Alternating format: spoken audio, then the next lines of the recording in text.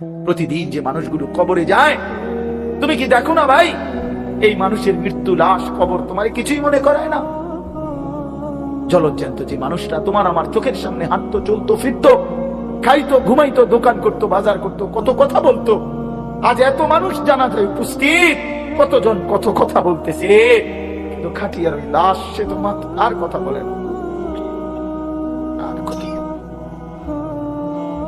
আর কথা বলে না। আমি তো আমার বাবার লাশ দেখছি, আমার বাপ সারা জীবন দেখতাম, আব্বারে দেখছি, আমি বুঝাবার পরে সারাক্ষণ বলতো আমার সময় নাই, সময় নাই।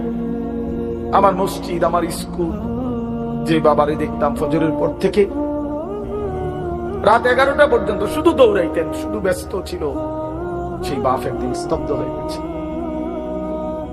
মৃত্যু বাবাকে একদিন থামাই দিছে বন্ধু।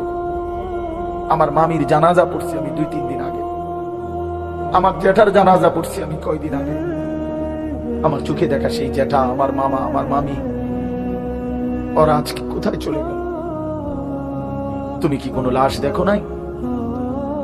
কেমনে এত লম্বা সময় নামাজ না পড়া থাকে ভাইয়া? 365 দিনে খোদার একটা বছরে।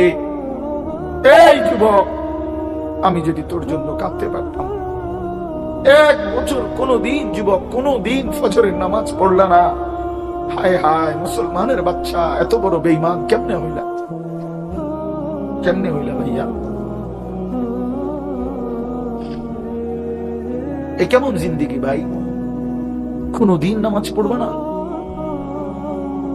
একজন মুসলমান 30 বছর মিথ্যা বলে, হোসেন ভাই, একজন মুসলমান 30 বছর সুদ খায়। এটা কেমন ভাইয়া? ইনসাফের সাথে বলে, ইনসাফের সাথে বলে। ওয়াজিআ ইয়াওমাইদিন বিজাহান্নাম ইয়াওমাইদিন ইয়াতাযাক্কারুল ইনসানু ওয়া আন্না লাহু যিকরা। রব্বুল আলামিন বলেন, নাফরমান জাহান্নামের দিকে তাকিয়ে তার পুরা জিন্দেগীর সব কথা মনে পড়বে। ওয়া আন্না লাহু যিকরা, কিন্তু আল্লাহ বলেন, বান্দা মনে পড়ে বলো না, কি লাভ হবে? বান্দা, এই এত সুন্দর পৃথিবী দেখে তুমি যতই বিমোহিত হও, মুগ্ধ হও, তো মনে রাখো এটা থাকবে না, আমি একদিন ভেঙে ফেলব। ইযাস সামাউ ফাতারাত, আসমান ভেঙে চুরচুর হবে। ওয়া ইদাল কাওয়াকিবু তাসারাত, তারকারাজি খসে খসে পড়বে। পাহাড়গুলো উঠতে থাকবে তুলার মতো। ওয়া তাকুনুল জিবালু কাল ইহনিল মানফুশ, অবুসাতিল জিবালু বাসসা, পাহাড়গুলো তুলার মতো। সাগর নদীর পানিগুলো টকবক করে উতরাইতে থাকে। মা তার কোলের বাচ্চাকে ছুঁড়ে ফেলে দিবে।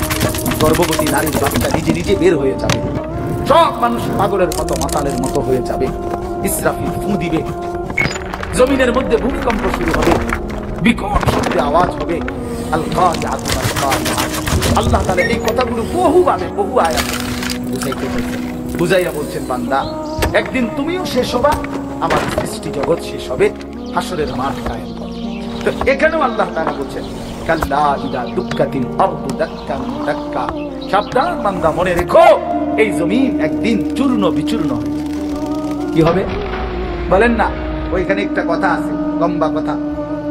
আতুহিব্বুনাল মালা হুব্বান জাম্মা, আল্লাহ তাআলা বলেন, বান্দা দুনিয়ার মাল আর সম্পদের ভালোবাসাটাকেই তোমরা খুব গভীরভাবে দিলের মধ্যে বসায় লাইলা।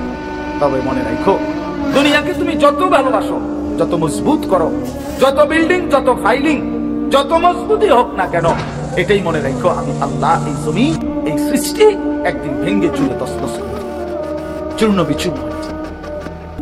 কাল্লা ইযা দুক্কাতিল আরদু দাক্কান দাক্কা। এরপরে হাসরের মাঠ কায়েম হবে। তো হাসরের মাঠের দৃশ্যটা আল্লাহ তুলে ধরছে, যে হাসরের মাঠ কায়েম হবে, মানুষগুলো সব দাঁড়ানো থাকবে, আদম থেকে ইসরাফিলের ফু পর্যন্ত। এই দাঁড়ানো অবস্থায় আল্লাহ তাআলা বলতেছেন, আল্লাহ তাআলা মহান আল্লাহ পাক, তিনি তার শান অনুপাতে হাসরের ময়দানে উপস্থিত হবেন। ওয়াল মালাকু সাফফান সাফফা, কোটি কোটি ফেরেশতা সারিবদ্ধভাবে লাইন ধরে দাঁড়াবে।